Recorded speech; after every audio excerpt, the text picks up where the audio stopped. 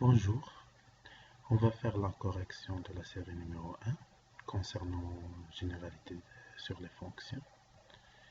On commence par l'exercice 1.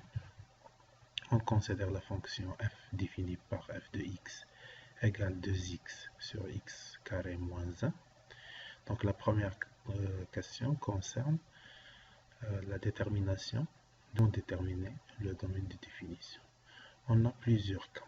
Si la fonction est une fonction polynôme, donc d de f égale toujours à r. Si la fonction est une fonction rationnelle, donc on va étudier la condition de la dénominateur. Par exemple, dans notre cas, x carré moins 1 doit différent de 0.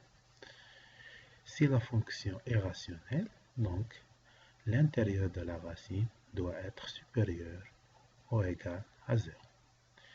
Concernant les antécédents, résoudre l'équation f de x égale 4 sur 3 et trouver les x qui donnent l'image de 4 sur 3. Après, on va étudier la parité de fonctions. Comme vous savez, la fonction soit impaire, soit paire, soit ni paire ni impaire. Pour étudier la parité, il faut vérifier la condition de la symétrie de domaine de définition. Après, on calcule f de moins x, c'est égal f de x. Donc la fonction est paire, c'est f de moins x égale moins f de x, donc la fonction est impaire. Après, on va calculer le taux de variation. Et après, on va déduire les variations selon les intervalles 0, 1 et 1 plus l'infini. Après, on va faire...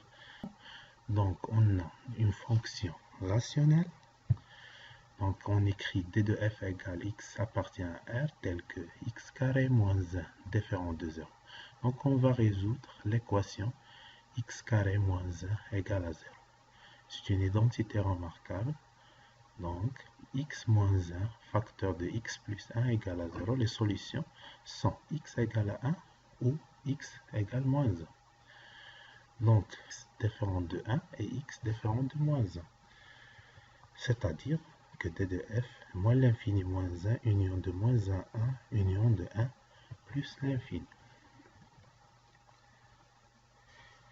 Pour la détermination des antécédents de 4 sur 3, donc il faut résoudre l'équation de f de x égale 4 sur 3. Bon, f de x, c'est 2x sur x carré moins 1 égale 4 sur 3. C'est-à-dire 3 fois 2x égale 4 fois x carré moins 1. Donc, 3 fois 2x, c'est 6x, égale 4x carré moins 4. Ce qui donne 4x carré moins 6x moins 4 égale à 0.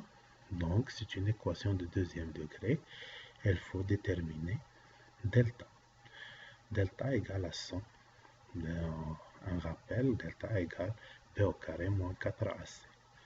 x1 égale moins b moins racine de delta sur 2a. Donc, 6 moins 10 sur 8 égale moins 1 sur 2. x2 égale 6 plus 10 sur 8 égale à 2. Les antécédents de 4 sur 3 sont moins 1 sur 2 et 2. Le domaine de définition, on a pour 2x appartient à d de f, moins x et appartient à d de f. C'est-à-dire que d de f est symétrique. Qu'est-ce que ça veut dire ça? Que tous les nombres qui appartiennent à d de f, les opposés de ces nombres et aussi appartiennent à d de f. Donc après, on va calculer f de moins x, c'est-à-dire égal 2 fois moins x sur moins x2 au carré moins 1, égale moins 2x sur x carré moins 1, égale moins f de x. Donc on peut déduire que f est une fonction impaire. La fonction impaire est toujours symétrique par rapport à l'origine. Maintenant, on va calculer t taux de variation en fonction de x et y. Tout simplement, on écrit t de xy égale f de x moins fy sur x moins y, ce qui donne 2x sur x carré moins 1 moins 2y sur y carré moins 1 sur tout sur x moins y. On va rendre au même dénominateur les deux fractions du numérateur, ce qui donne 2x facteur de x carré moins 1 moins 2y facteur de x carré moins 1 sur x carré moins 1 facteur de y moins 1, tout sur x moins y. Donc on va faire des simplifications, des factorisations, et enfin on trouve que t de xy égale moins de xy moins 2 sur x carré moins 1 facteur de x carré moins 1. Donc on va étudier les variations de f sur les deux intervalles 0, 1 et 1 plus l'infini. Les variations de f sur 0, 1, on va prendre x appartient à 0, 1 et y appartient à 0, 1. C'est-à-dire que x inférieur strictement à 1 et y aussi inférieur strictement à 1. Ce qui donne x carré inférieur strictement à 1, c'est-à-dire x carré moins 1 inférieur strictement à 0, aussi pour y moins 1 inférieur strictement à 0. Donc le produit de deux nombres de signes contraires est un nombre positif, ce qui donne x carré moins 1 facteur de y carré moins 1 est supérieur strictement à 0. Donc le dénominateur de notre taux de variation est strictement positif. Donc le signe de taux de variation dépend du numérateur. Donc, d'autre part, x supérieur à 0, y supérieur strictement à 0, donc le produit est supérieur à 0, si on multiplie par moins 2, donc le produit est inférieur strictement à 0, on va soustraire moins 2, donc le numérateur est inférieur à 0. Donc, le taux de variation dans l'intervalle 0, 0, 1, donc le taux de variation dans l'intervalle 0, 1 est inférieur à 0.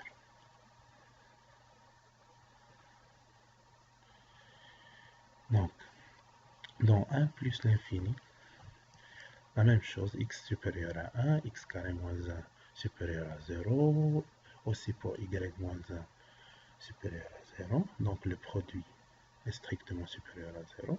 Pour le numérateur, il reste toujours négatif, donc le taux de variation sur cet intervalle est toujours inférieur à 0, alors f, normalement, est une fonction décroissante.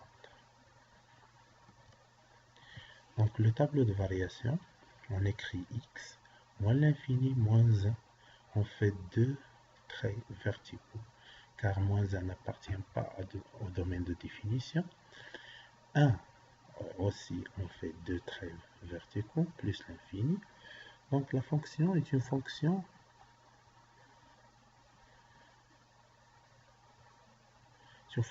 impaire. Donc elle garde ses variations. Donc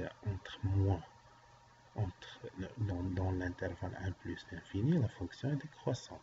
Entre 0 et 1, et aussi la fonction est décroissante. Donc la symétrie de l'intervalle 0, 1 et l'intervalle moins 1, 0. Donc la fonction garde ses variations, donc elle reste décroissante sur l'intervalle moins 1, 0. Le symétrique de l'intervalle 1 plus l'infini est l'intervalle moins l'infini moins 1.